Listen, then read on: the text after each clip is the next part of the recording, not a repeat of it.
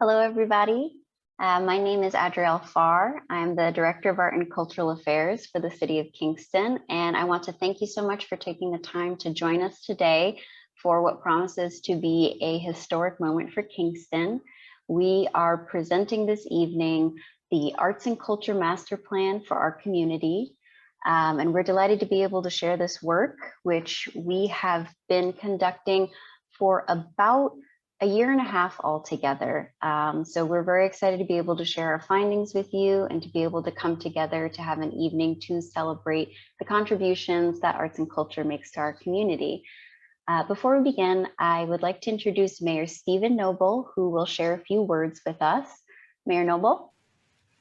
Thank you, Addie. I really appreciate the introduction and really appreciate all of the work that you have done on our Arts and Cultural Master Plan. I want to also just take a moment to thank Lord for your efforts and also our Kingston Arts Commission for the work that all of our commission members have played in this effort. As we all know, arts is such a critical part of our economy here in Kingston, but for many years, it's been said, but not documented, through the work of the community and our sponsors and supporters of this effort.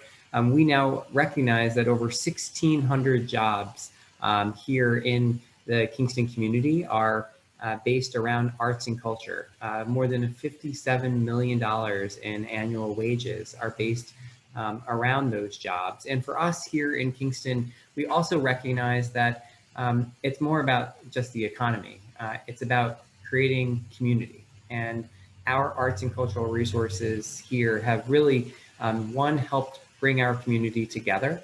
We've been able to, through a variety of workshops and surveys and stakeholder interviews, we've been able to bring together what we believe has been a diverse grouping of the community to talk about how can we do it better? How can we create a more creative economy? How can we create connectivity and collaboration better? How can we create more equity and more diversity and more inclusion? And how can we have the right policy and funding structures in place to be able to make sure that arts are something that will be here for the next generation of Kingstonians, and something that makes it accessible and open to all.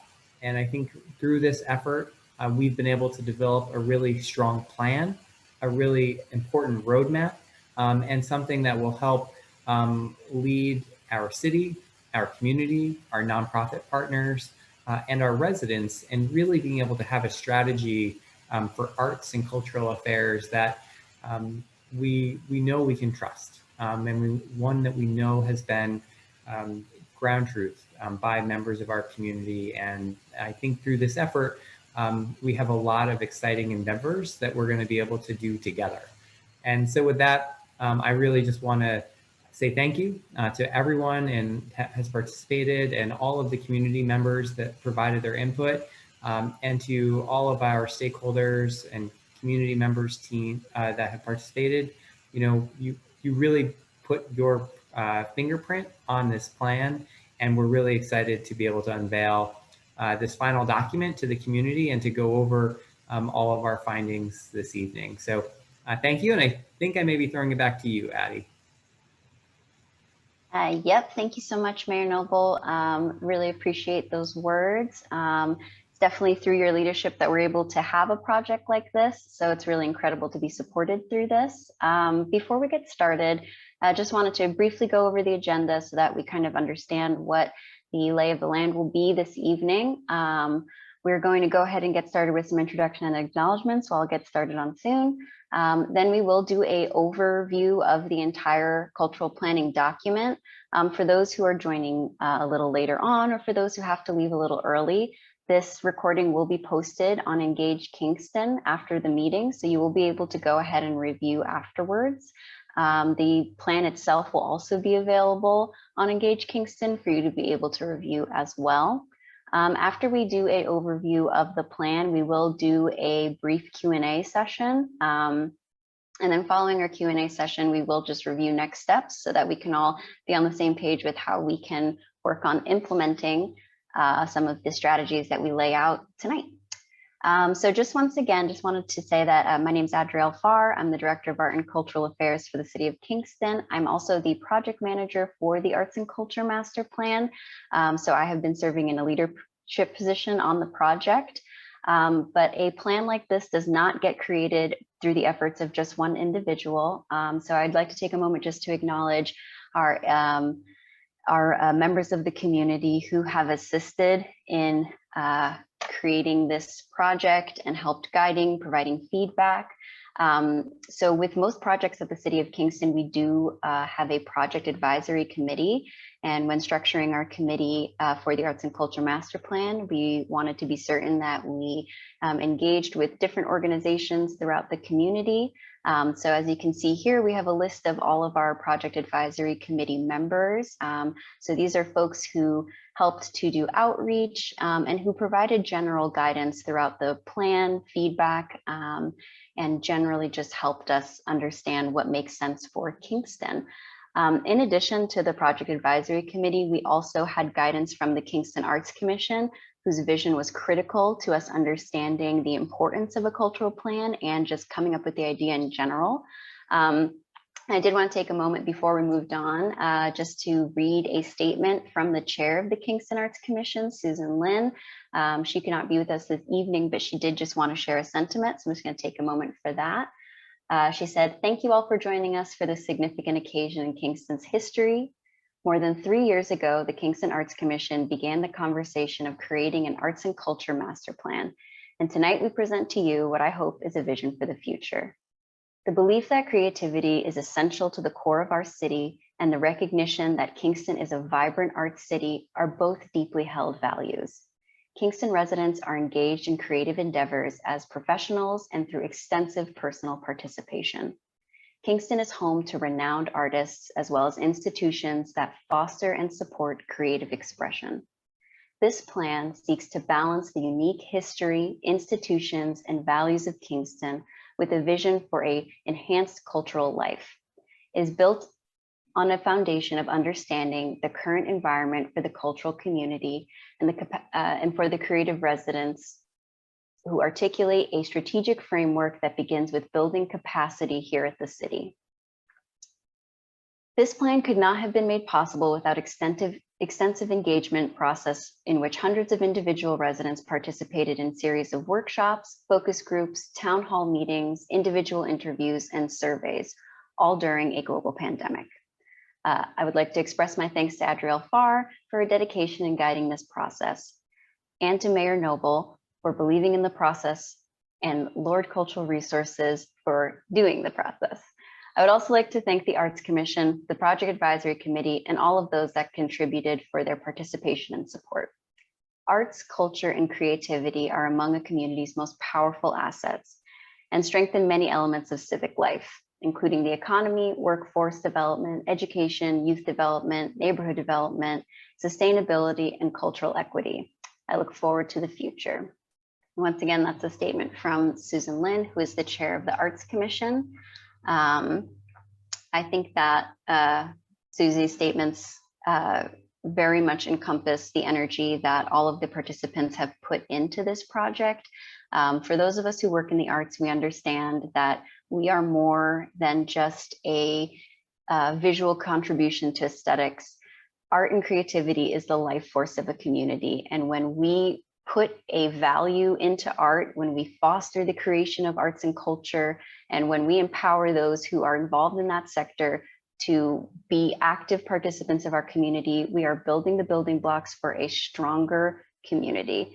And I think that having a plan and structuring the planning process the way we has allowed for many individuals to be able to contribute their thoughts and feelings to what is going to make Kingston be a better incubator for the future for the arts.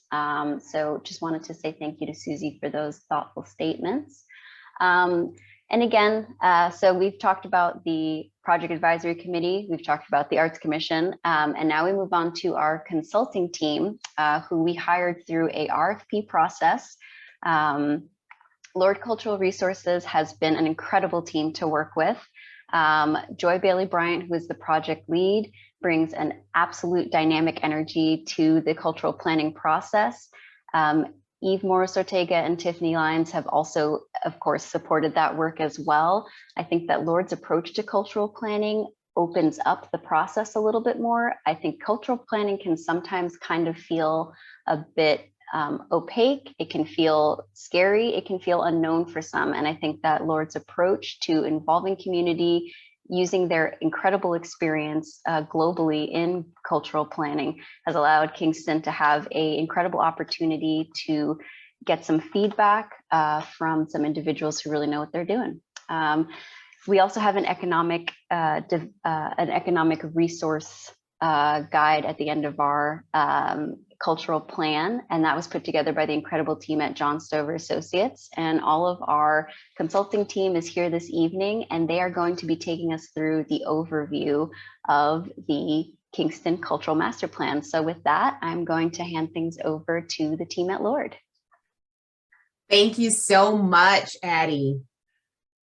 I am Joy Bailey Bryant, and Addie, thank you also for your remarks. And it has been our great pleasure to work with you and your team throughout this process, and especially the residents of Kingston, to really discover and understand more about a city that has just enormous arts and cultural assets that are just really ready to launch the rest of the city, to launch and connect the rest of the city. You'll see a little bit more about that in our process, as well as in this presentation. I'd like to take a moment to allow my team members to introduce themselves. I'm president of the U.S. Company of Lord Cultural Resources, and we have had the great fortune of working in many different cities. But of course, New York State is our home, and we are so pleased to be able to work in a city as lovely and wonderful as Kingston. Our project manager has been Eve Morris-Ortega, who has spent countless hours working with the project and engaging with Kingston. Eve, might you introduce yourself? Sure. Thank you, Joy. Thank you, Addie. Thank you, Mayor Noble. Thank you, the whole team behind the scenes. And above all, thank you to you, people here and everybody in Kingston. And as Addie said, we're going to talk a little more about this, but this is really your plan, and it has been a huge, huge honor to work on it. And we look forward to telling you more about it. And I'm going to pass it now to Tiffany to introduce herself briefly. Thank you.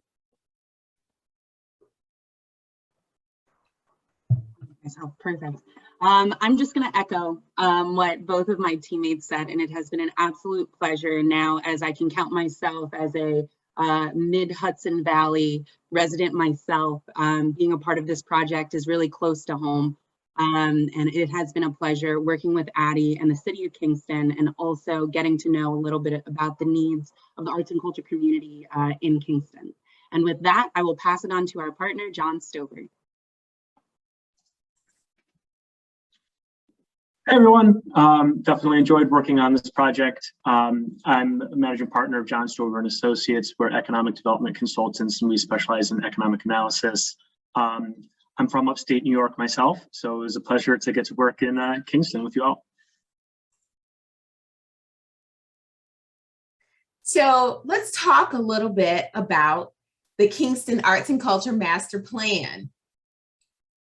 What is an arts and cultural plan? That's one of the first questions we got when we would walk into the room. And one of the reasons we were excited to be working with Kingston residents, one of the things that is really great about an arts and cultural plan is that it marries the vision of the city with what is going on in arts and culture.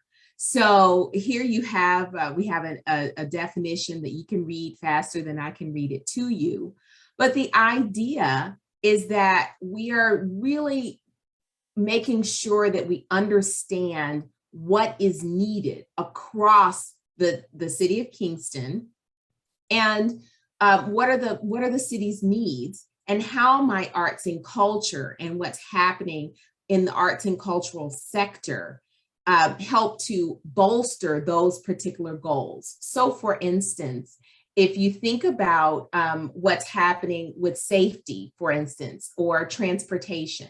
So in a street, you always want to have cars that are more observant. You want safer streets. So obviously, you know, an artist painting in the crosswalks is always going to be a more attractive alternative for a street than just the plain lines, but it's also traffic calming. So now that particular example is also much in debate, but I will definitely say it's traffic calming, and it puts an artist to work, right? So it also provides a living wage for an artist. So you have many different audiences and sectors that are coming together in that one example to be supported. The city is more artistically viewed, so creativity becomes a hallmark of the city. An artist is paid living wage, and the Department of Transportation has safer streets. So it's a win-win situation. What an arts and culture master plan does is to understand across the city, what are your top needs? What are the real unique needs of the city of Kingston, and how can arts and culture help to address those needs? So you'll see that throughout this planning process. And we engaged with people across the city, not just artists, but also artists, right? So who were very much a big part of this, the artists and creative economies and creative communities. So the goals of the Kingston Master Plan were really to make sure, I've spoken just a little bit about this in that slide before, to leverage the network of arts attractions and venues. There are so many rich assets. I keep using that word assets because it's important to understand that arts and cultural attractions are of benefit. They are of benefit to the city of Kingston. And we want to make sure that city residents are really able to engage with those attractions, that there are no barriers, that the attractions have support as well as people visiting the attractions, that there's a marriage there. We want to nurture future cultural leaders, right? Who are the people who are going to come and be the next cultural leaders in these arts and cultural spaces, and be the next great artists and artisans. We want to support culture as an engine for that creative economy. You are an incredibly creative city. Kingston is has really become known for its creative communities. And how do we continue to drive that support for culture as in this economy, and to attract and retain diverse residents? Really important. You're a diverse city and you want to be able to attract diversity, but also keep those residents who you have in the city, wanting to stay in the city and feeling supported and able to provide for themselves and their families. We want to position culture as an integral part of Kingston's overall municipal responsibilities. Today you've heard from the mayor, so important that the city is a big supporter of this arts and culture master plan, because that's what it takes to have the city coming together with residents, with industry, with organizations, all working together to ensure that arts and culture are hallmarks of the city. So what did we do to listen to Kingston? I'm going to turn it over to my colleague Eve to talk a little bit more about the planning process and how things came out. Thanks, Joy. So this, as I said, really is your plan, and it has been our great honor to listen to you. And we just want to give a high-level overview of the process to create this plan that you'll be able to see on Engage Kingston in its entirety. So you'll see 3 phases here. One of the things that we also had to do is, as Susie had mentioned in her statement, is adapt to the pandemic. So our phase 1 and phase 2 really actually happened simultaneously, or overlapped, I should say. But in short, we did come and visit. We haven't been able to do that with every project during the pandemic, but because we have a New York office, we just drove up and did it really safely. And that was wonderful to meet so many of you and see with our own eyes many of the cultural sites. Of course, we did a lot of background research, many in-depth one-on-one interviews with key stakeholders from different sectors, not just arts and cultures. We're always trying to think about intersecting other sectors, public workshops. The last one was in January, but they were all through the fall. And then we actually had 2 surveys. One was a cultural participation survey, and one was a cultural asset survey, which is actually still open. And that feeds into the phase 2, which John Stover will talk about more, the data and economic impact analysis. So in order to create that economic impact analysis, we gathered a really thorough list of all of those assets, which is dynamic. It can grow over time, but you will see in the final plan this very rich inventory that you can continue to add to. And we also did a SWOT analysis. That's just strengths, weaknesses, opportunities, and threats. And we took all of that information that we heard from you, got from you, saw with our own eyes, and sifted that into the findings, basically reflecting back all of that rich data to you in this findings presentation, which some of you may have attended and which is also online on Engage Kingston, which was our State of Culture presentation. And working with you, the community, that helped us to create the vision and the priorities, which we're going to be talking about, which in turn fed into the more concrete strategies and the action planning.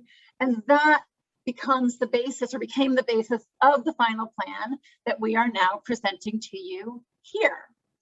And in terms of how many people participated, on the next slide, again, quick overview. Next slide, please. So we had over 200 people participate in the surveys, 5 community workshops, and those had about 187 people registered. We visited 40 different spaces throughout Kingston. We had 3 additional piggyback meetings. That was really about meeting people where they were at. So we attended existing meetings with the library, the Board of Ed, and the Arts in Action meetup, and then 15 of those in-depth stakeholder interviews. And this slide is just a reminder in our background research, which we returned to actually throughout the process, was looking at your other plans, because as Joy was mentioning with the, the safety and the traffic and the wayfinding, it's really important to think about this plan as an opportunity to connect to your other plans. The more that culture can support all the other needs of the city, the better. And that is something we're always working towards. And encouraging in the process. So with that, and that actually feeds into the very next slide, which is thinking about how arts and culture can support Kingston's economy. And with that, I will turn it to John Stover. Thank you. Yeah, so part of the planning process, we conducted an economic impact analysis, and that's just a fancy way, as Eve said, of looking into, well, what's the relationship between arts and culture and the greater economy in Kingston? And I definitely encourage you to take a look at the full detailed report, which is online. And so I'll give you the quick Cliff's Notes takeaways. First off, you have a very sizable and significant amount of arts and cultural activity, even professionally, within the city. And so there are 218 specific businesses, including professional artists, and then there are 132 cultural organizations and nonprofits within Kingston. So you have 350 organizations across a broad, different range of cultural and arts types within the city. And to frame what that number means, it's a high concentration within the local economy. And so we looked at what are cities of similar size in New York, and that's that first bar chart where Kingston has 6.5% of establishments are related to arts and culture, which is higher than really most cities of that size in the state. And then we also looked at, well, what about nearby cities? And so we can proudly say that Kingston has a larger share of arts and culture than Poughkeepsie and Albany and Schenectady and Troy and a bunch of other nearby cities. So it's a significant portion of the economy. I'm glad I'm from New York, so I can say Schenectady and Poughkeepsie. So what that means overall, we have 350 establishments. We have 845 jobs of folks who say, I directly work in the arts, or I directly work for a cultural organization, and that encompasses $31 million in wages and over $72 million in revenue. But that's not the full part of the story. If we jump to the next slide, the arts and culture impacts a town in many different ways, even beyond folks that directly consider themselves professional artists. And one of those ways is through attracting not only activity of residents, but folks coming to town in order to see a performance or see a gallery or go to a museum or engage in any type of arts or cultural activity, and the type of spending that brings. And so they may be coming in to see a show, but they're still going out to dinner. They're still buying some things while they're in town. And so what that has added to the economy is an additional per year $16 million in transit, nearly $5 million in shopping, nearly $8 million in food and beverage, and a lot of spending in recreation and hospitality and so forth. And then the last slice of kind of how arts and culture impacts on the economy is what's called the indirect and induced impacts. And so this is kind of the trickle down or waterfall effects in the economy of, well, employees working for cultural establishments spend their money, supply chain, an artist that buys their supplies, the business that sold the supplies, then makes that revenue. And so when accounting for these indirect and induced impacts, now we have 1,500 folks whose jobs are supported by the arts and cultural establishments in the city, encompassing over $55 million in wages. And so in terms of, okay, what's the big picture takeaway here? Arts and culture, we know it anecdotally, but now we know it kind of through the numbers. It's a large portion and an important portion of Kingston's economy. It's interwoven into the economy in many different ways and impacts jobs and businesses in ways that aren't kind of obvious at first glance. And this has, not only an important economic impact, but in terms of fiscally for the city, tax revenues that are generated because of these jobs and because of the spending. Arts and culture generates $3.3 million in tax revenue for the city of Kingston, nearly $1 million annually for Ulster County, and over $2 million for the state. So that means it's worthy of attention. It's worthy of support and assistance from the public sector. And one kind of low-hanging fruit, kind of the easiest way to improve on the economic impact and tax revenue generation and job creation is to continue for the city to support economic or tourism infrastructure, to continue to make sure that folks both locally and outside of the city can come to the city, experience the arts, and spend their money locally at all sorts of businesses. So what does this mean for Kingston? When we've heard the community, we heard from the community, we heard from our economic resource specialists, we understand what the economic vitality that arts and culture lend to the city of Kingston and what the possibilities are. So the question then became, what does Kingston need and what does Kingston want? So we pulled together we worked very hard with your team, with the city and with with Addie and the team to really understand what are the priorities for Kingston's arts and cultural needs. And we came to a series of opportunities. These 8 opportunities really come from all of those engagements that Eve talked about. It also layers on the information from the economic resources and economic development. So really thinking through the ways to foster greater collaboration and communication in Kingston's creative community. If you know it, you live it, it's really understanding the ways to knit together all of the seemingly disparate and yet not elements of Kingston's creative community. Everyone's really trying to get to the same place, but people are doing so many different activities. I think you've probably heard from each other that, well, I don't know what's going on because there are so many resources that are telling me different places to go on a particular day. So really seeing ways to collaborate and communicate with one another, especially among the creative community.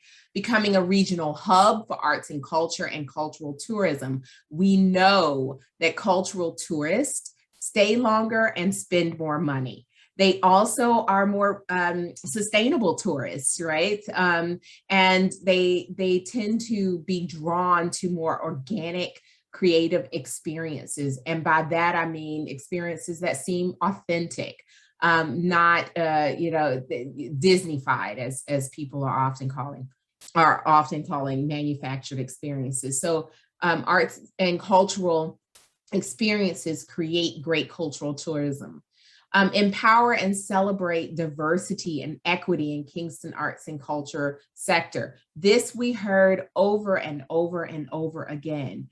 I talked a bit about those barriers and what are opportunities to address some of the barriers that exist in cultural attractions, but also across Kingston with experiences, arts and cultural experiences, and inroads into leadership, cultural leadership, and really the creative community. How might equity be achieved through arts and culture? Leveraging the maker economy. People in Kingston, we've used the word creative so many times, but this idea that, and not just an idea, that you have such a culinary arts space. You are such you use natural materials. There are so many different artisans in Kingston and so many different spaces for artisans. How might we leverage that maker economy to grow creative workforces, training, and jobs? Ensuring that artisans are matched with jobs that offer living wages. Improving infrastructure and geographic connectivity. So infrastructure are the tools, the things that you need in order to the structures, hotels, ensuring that there are systems in place. So it could be a physical structure like a hotel, or a system in place to really be able to scaffold or to build a creative network. Strengthening government support and policy for arts and culture. You keep seeing that over and over again. You know that you have a support from the city, and that the idea of strengthening this government support and policy. Increasing funding and financial support for arts and culture. We understood that was imperative, must do. And then finally, ensuring affordable and accessible space for artists and creatives. We heard that loud and clear. You need a space to create. You need spaces that are accessible and that are affordable, to both rehearse and to perform, to create and to produce, and to show. There are so many. These were the top 8 opportunities that we saw when we were able to pull together all of that information, enormous amounts of research. These opportunities came to the fore. So that amounted to a vision statement and the identification of priorities. And this is really, if you think about, if you think about a pyramid, there's a base.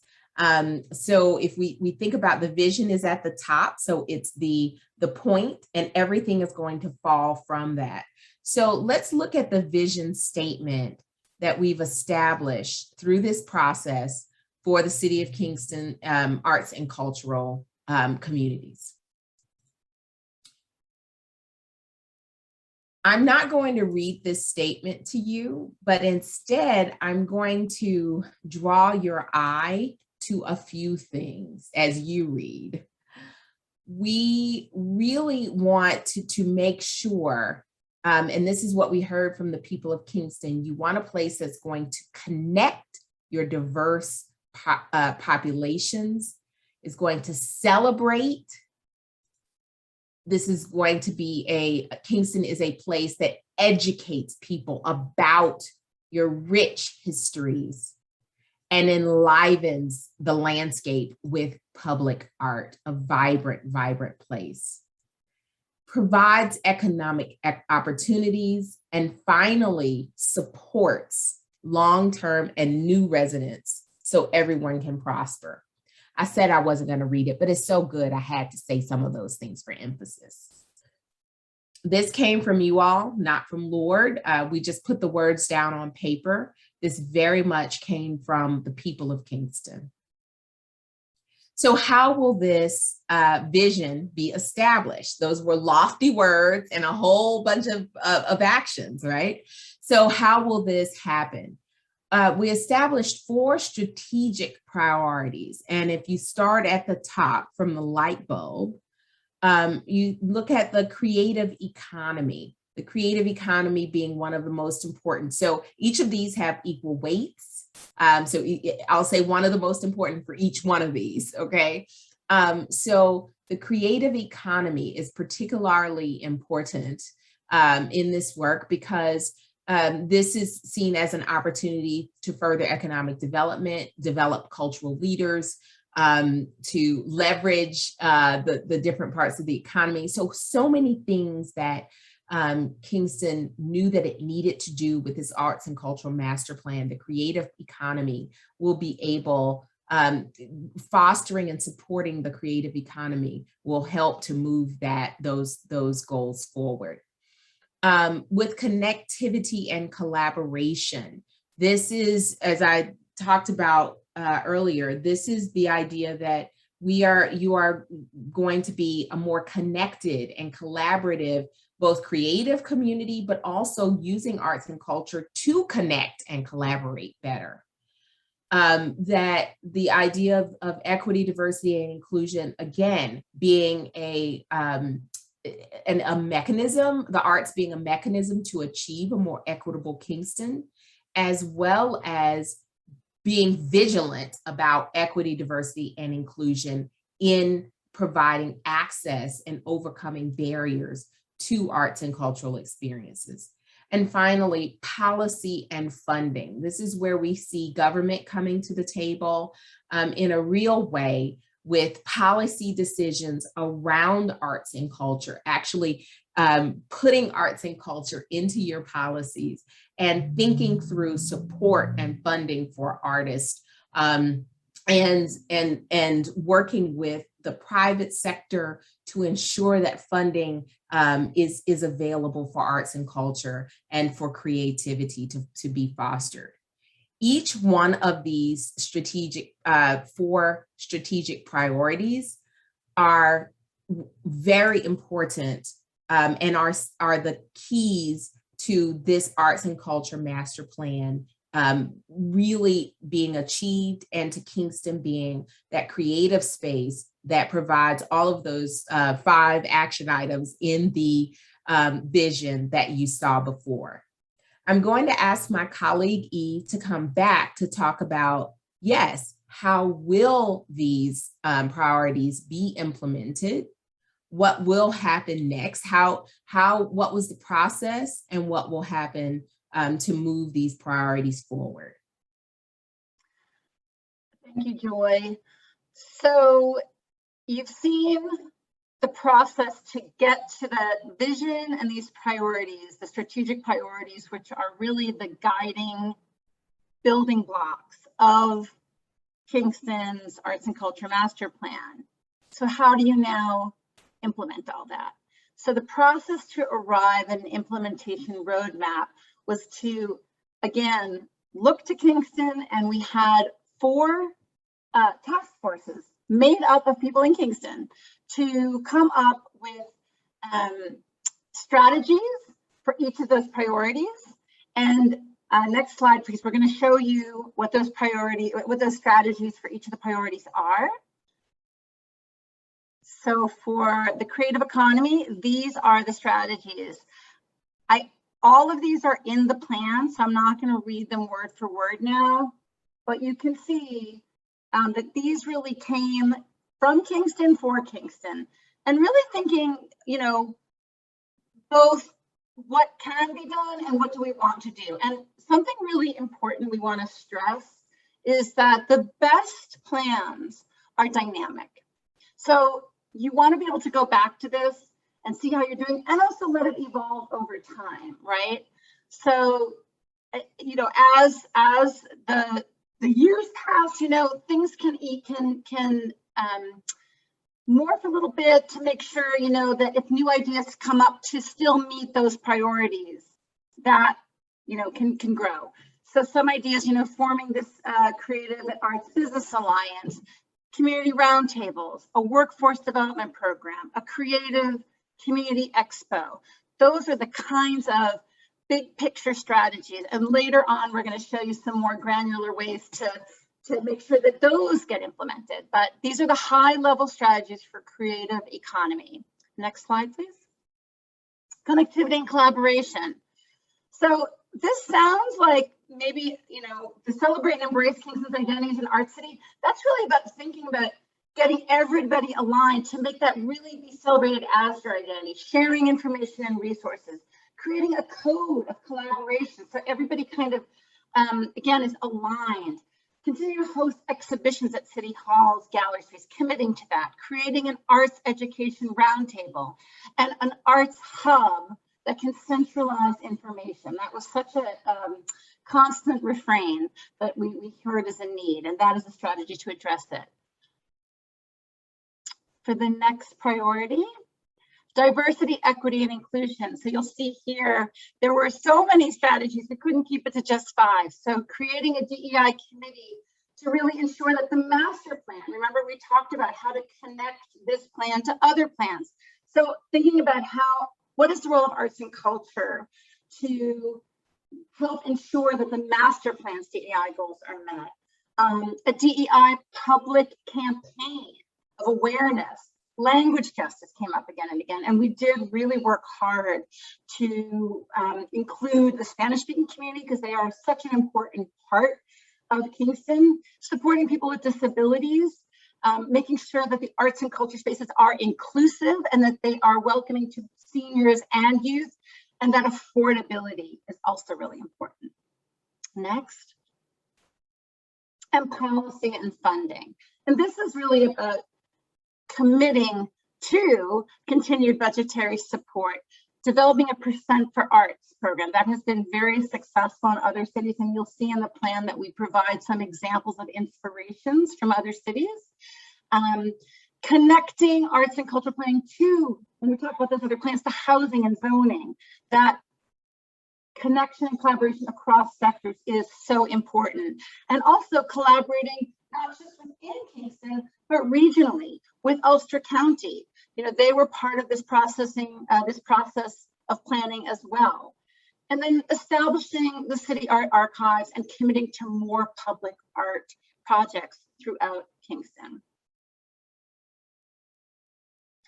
And this is just a snapshot of each of those strategies. So you saw we just went over, I think it was 22 of them. So each of those strategies in turn has this detail laid out, right? So what is the time frame? What are the specific actions, the more sort of step-by-step ways to achieve that with a cost associated with an estimate? You'll see the key at the bottom. who should be the leaders of that, and who are the partners, and what are the outcomes. So this was a really intensive process of really trying to think through what is that roadmap and how do we break it down in terms of time and money and leadership and partners and desired outcomes. So when you see the full plan online, you will see that detail for all of the strategies. And I'm going to turn it back now to Addie. Thank you so much. Thank you, everybody. That was incredibly informative. I know that was a lot of information to take in. So once again, I just want to remind everyone that this information and this whole presentation will be available tomorrow on Engage Kingston. So you can go ahead and check that out again if you want a refresher. Additionally, you can also go to Engage Kingston right now and download the Arts and Culture Master Plan, which I want to encourage you to do so that you can take a moment to go through the plan yourself, especially now that you've gotten a walkthrough, so you can just see what we've been working on, but most importantly, so that you can provide some feedback. But we also want to make some space here at this meeting for feedback. So we are going to go ahead and get started on our question and answer portion of the event. So we do have a Q&A box. So if you have any questions for us right now, please go ahead and put those in there so that we can get those answered. So we'll just give you a few moments to start using that function.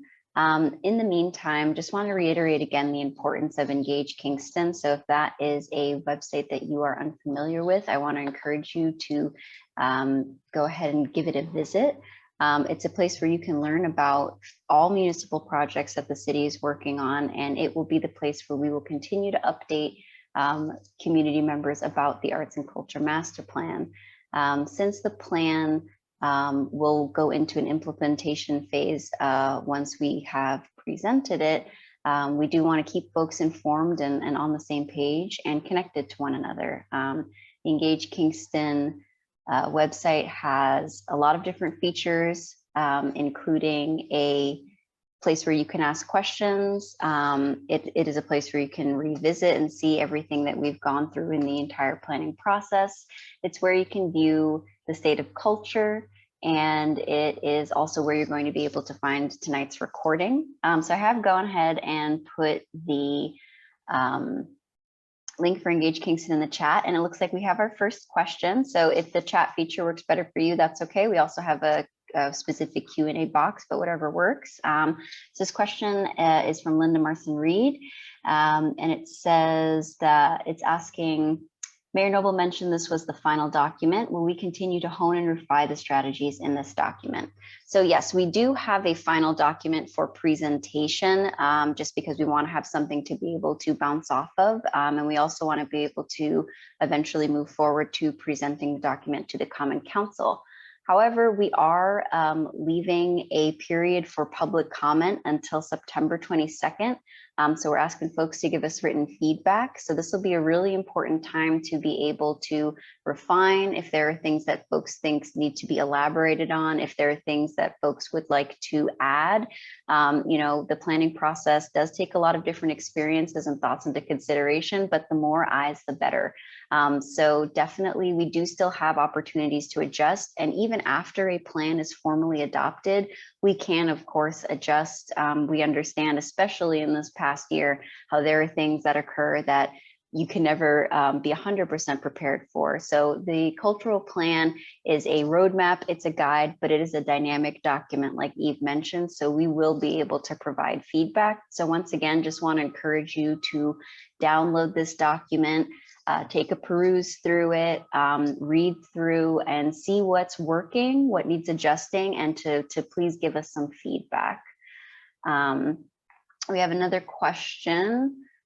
Has there been any thought into connecting local musicians with restaurants and other businesses that employ musicians and benefit from live music? I think one of the things that we found as we were doing the cultural plan is that we realized that musicians have an incredible contribution that they make to Kingston. One of our prized historic resources and landmarks in the city, UPAC, the Ulster Performing Arts Center, is actually one of the only historic buildings that serves its original function, which I think is really incredible. I think the idea of connecting musicians to things like local businesses is something that we can address in the creative economy section of the cultural plan. So for instance, that creative business roundtable, we would love to be able to bring musicians and local business owners together to discuss what makes sense. We have the vast majority of our venues in Kingston do exist in other locations like bars, so spaces that are not 100% dedicated to just being a music venue. So we've seen that model work pretty successfully in Kingston. So that is a great question. Really appreciate that. We have a question from Ward Mintz in the chat that says, of the recommendations that were considered, what were among the most controversial or challenging? I think that whenever we're thinking about things that are challenging, I think funding is something that comes up quite a bit. So, you know, we do have to be, you know, mindful. Even this project itself was funded through a generous grant from the Novo Foundation. So funding was something that we kept in mind when we were thinking of all of the strategies that we were developing, because we have to be mindful about how we're going to actually pay for projects that we put forward. The exciting thing about our current administration is that we are an administration that supports seeking grant funding.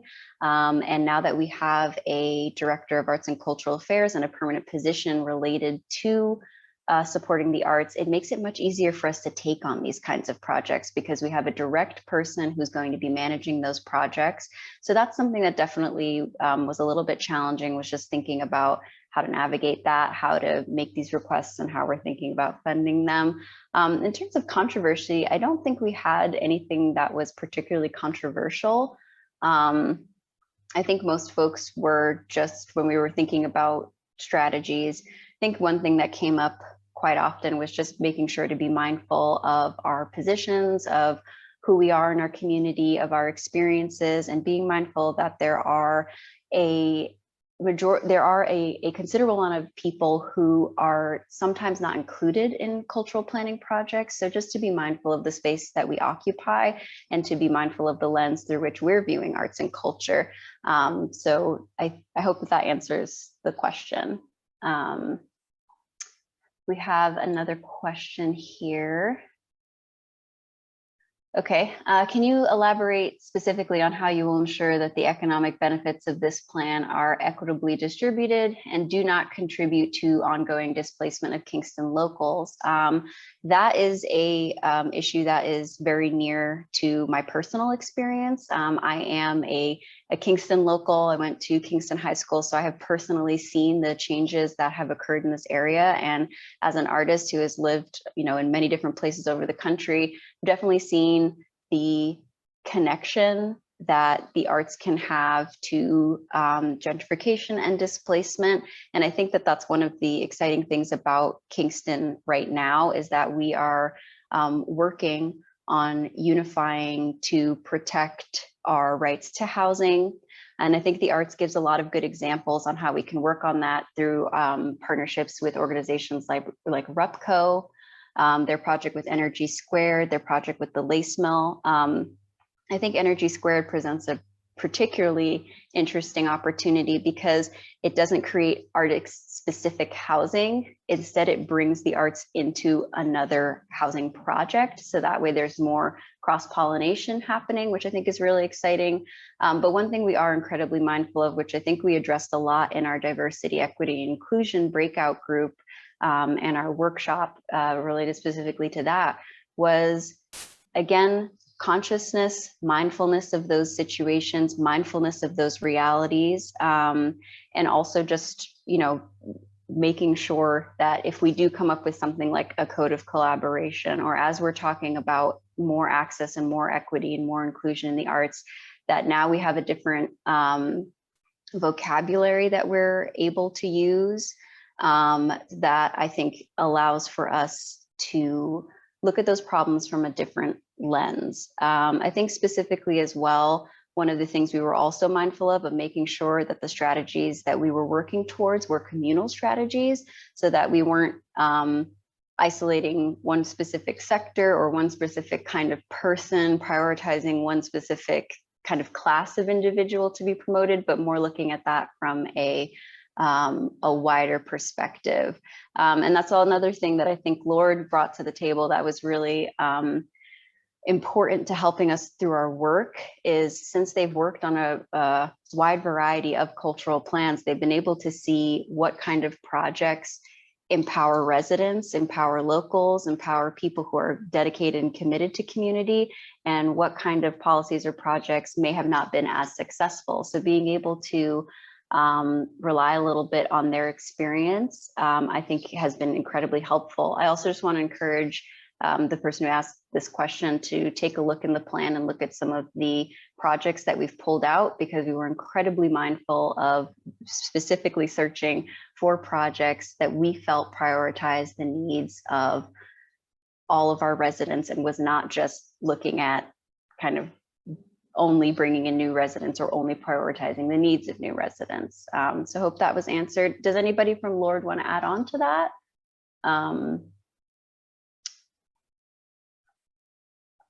Yes, I mean, I think you did a beautiful job, Addie, but we also mentioned not just REPCO, but land trusts, for example. There's the Kingston Land Trust. We're very aware that gentrification, especially in the pandemic, has, it's a massive fear, and we really are sensitive to that. And to Addie's points, that's why we were looking at examples of other projects where, you know, we want to avoid that. So it is a real challenge. You know, we won't deny that. And that is why you want to enlist and work with entities like REPCO, like the Kingston Land Trust, and to think about how does arts and culture intersect with housing and zoning. What are the tools to try to maintain some affordability, access to capital, all of it. So, you know, there's not a magic bullet. And to that earlier point that Addie and we've been making, that, you know, this can evolve over time. It is something everybody has to be vigilant about and work together towards. But the plan definitely was aiming to be mindful of that.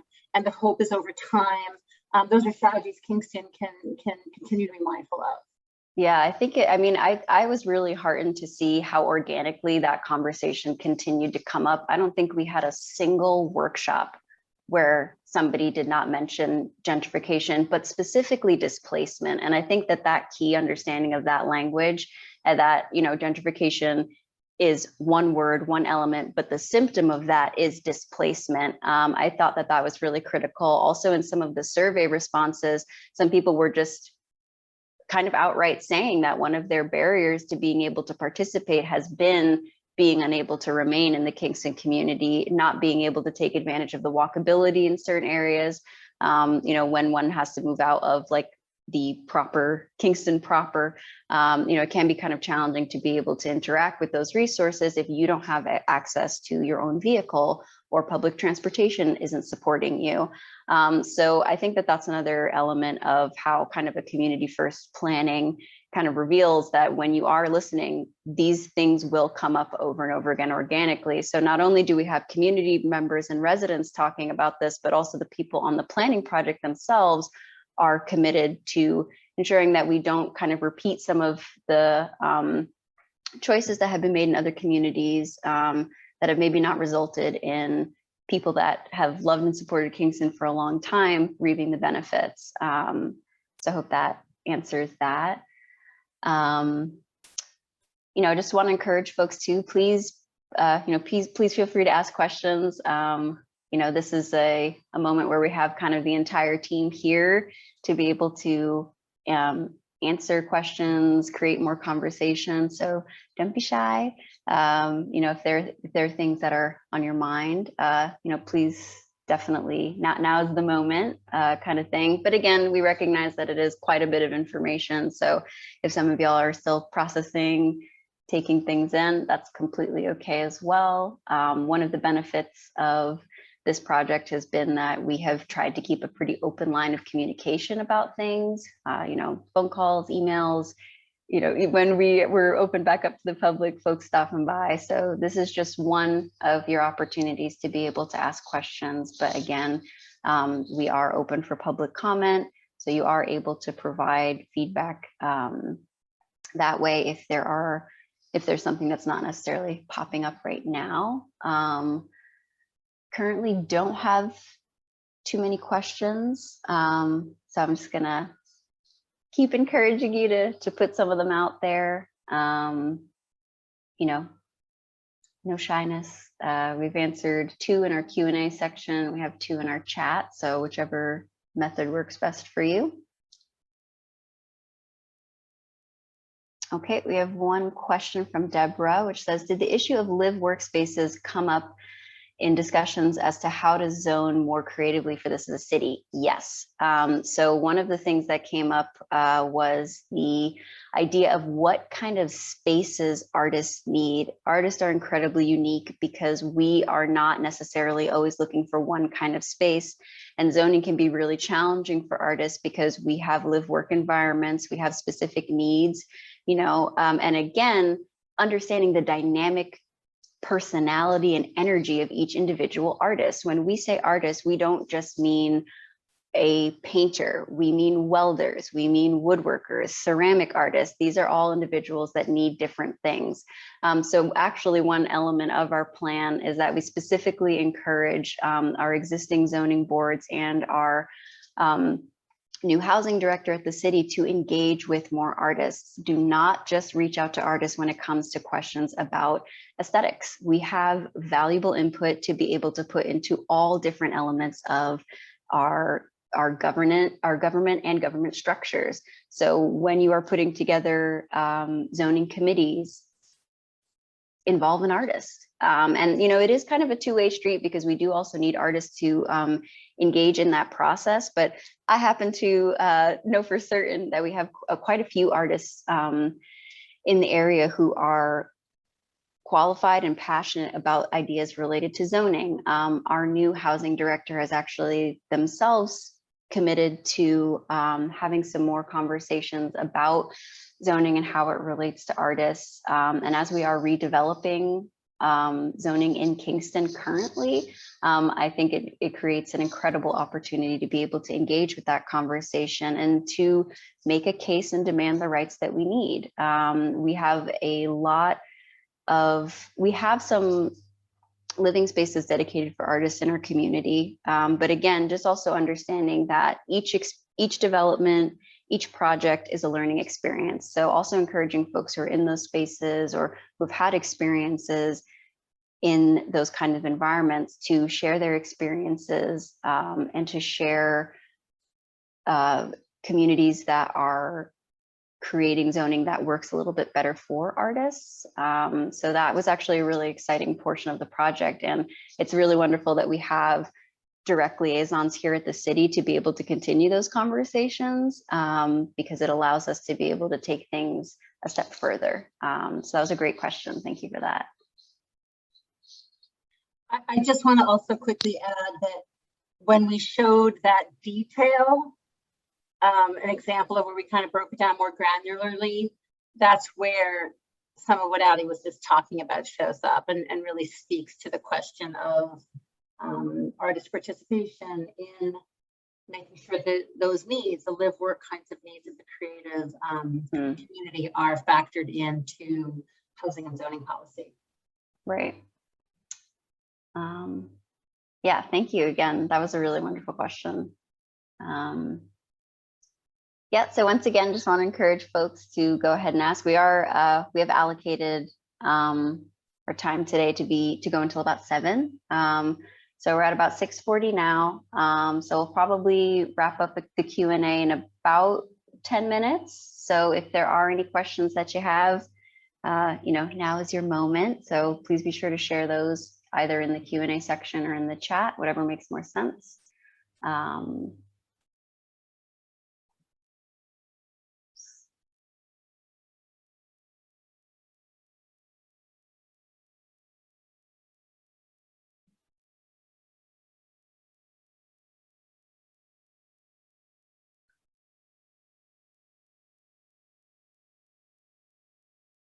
And as I've kind of reiterated multiple times, just want to say it one more time in case folks are coming in late or had to leave early or anything like that. You can, of course, view this entire presentation after the fact. It'll be posted on Engage Kingston tomorrow. And you can go ahead and download the cultural plan right now on Engage Kingston. Definitely want folks to check out that detailed action guide that Eve was talking about. It's in the appendix of the plan.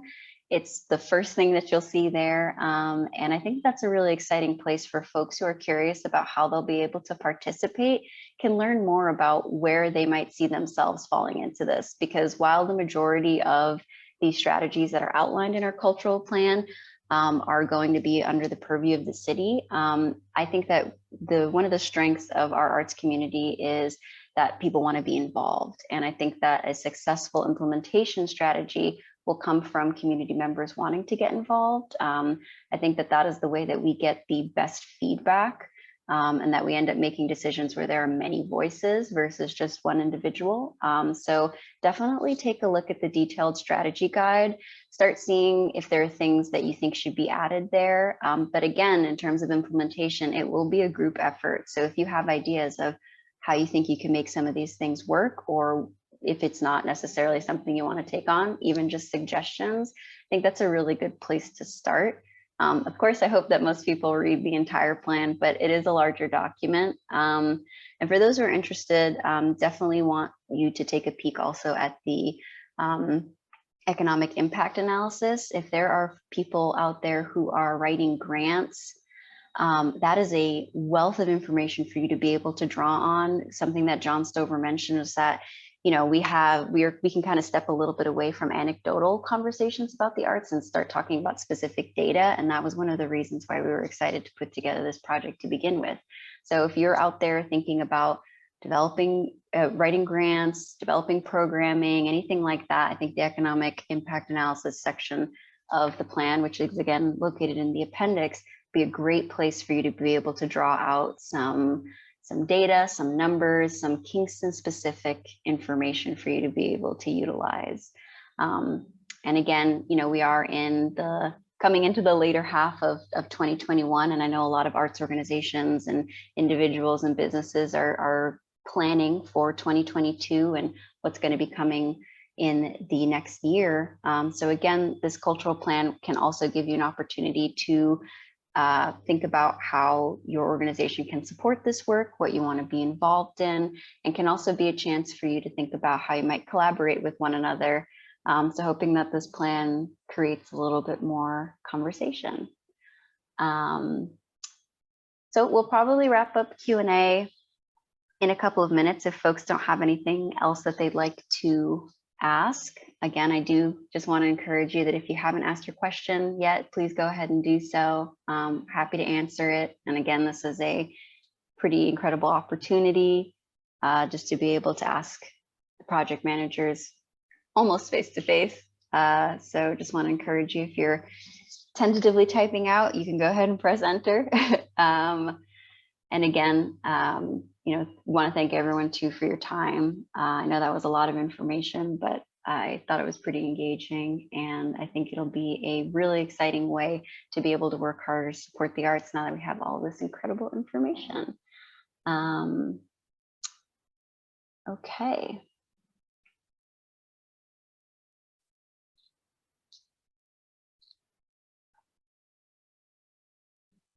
So I think if there are not any additional questions, I'm gonna go ahead and do a last call because I can only vamp so much. So we have a question about attendance. So we did start out with a rousing number. We had about 40 participants earlier in our meeting. As often happens with presentations, we've had a few people kind of come in and out.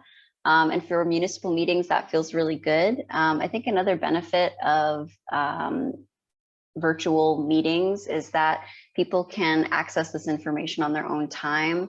There isn't that barrier of access to folks who cannot physically come and attend events, or people who are, you know, unable for other reasons to come. So definitely very encouraged that we're able to get this many people together for a cultural presentation. That feels really great. But just also want to recognize and be mindful that there are also barriers to virtual participation. So just want to be kind of mindful of that. All right, so we're at 6:45, so I am going to go ahead and say we can move forward from the Q&A section. I want to thank everybody who submitted a question. Thank you so much. Really appreciate you being brave. So I am going to hand it over to Eve, who is going to take us through the next steps. Thank you so much, Addie.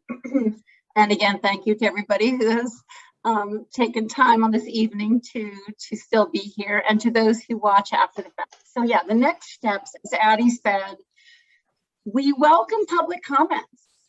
This is your plan. And so if there's anything you want to add or suggest, we're all ears. As Addie said, we have encouraged open communication throughout.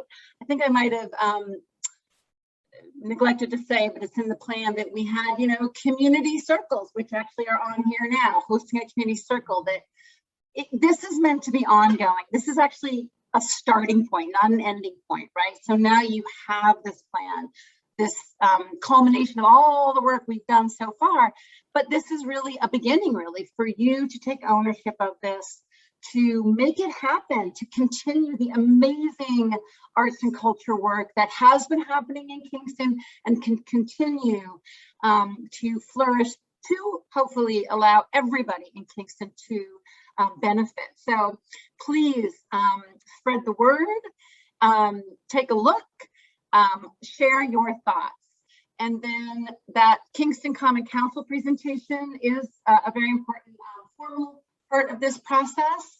Yeah, I'm happy to let Addie speak to. Yeah, I'm happy to speak to that a little more. So as we know, we have the Common Council, which is our group of elected officials who represent the 9 wards of Kingston. We can begin work on implementation before the plan is formally adopted, but formal adoption of a plan is always something that we strive for whenever doing a planning project here at the city. So one of our thoughts here is that we will do a presentation here tonight, and then we will receive community feedback. So that way, when we present the Arts and Culture Master Plan to the Common Council, it has been vetted, and they can go ahead and approve this plan.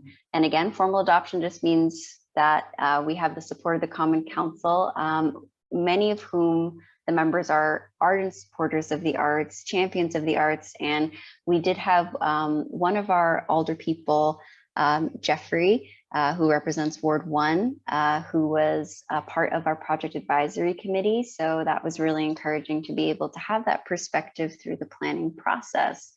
I also just want to reiterate too, please contribute to the cultural asset inventory.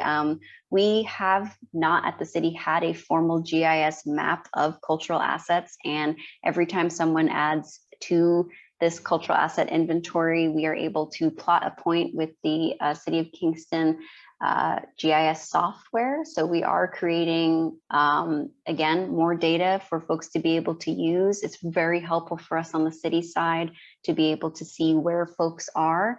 So if you are a business, an organization, a school, an individual artist, please add your information to the cultural asset inventory so that we can keep an eye on who is doing what. And then again, as we've kind of reiterated through this entire presentation, something that has come up quite often, a phrase that we've heard a lot during this planning process, is that we do not want this plan to sit on a shelf. And here at the City of Kingston, we're already committed to that because, you know, we have invested in this project, we have invested in the arts, we have this department, and we want to be able to make these things happen. But kind of like we've mentioned before, we do need support from community members to be able to make these priorities a reality. So I want to encourage you all to get involved in the arts. Many of you already are and do such incredible work. So I want to thank everyone who has already labored, some of you for many years to promote the arts, and it is definitely something that we appreciate and respect. So we want to be able to welcome new people into this conversation as well, our youth, maybe folks who have not felt comfortable contributing before. We want to make this project be a space, be a hub, be a place where folks can gather to talk about the arts. If you haven't ever attended a Arts Commission meeting, want to encourage you to come and do that. We meet the second Thursday of every month. We'll probably be transitioning to virtual, in the coming months, but generally we meet here at City Hall, and that's a great place to come and learn more about what's happening in the arts. And again, just to stay engaged on Engage Kingston, stay connected to this project, and again, provide that critical feedback that allows us to make this plan the best it can be. So we have shared the link for Engage Kingston in the chat. It is also linked on the arts and culture section of the website. So I want to encourage you to go ahead and get contacted with that. You can also get in contact with myself or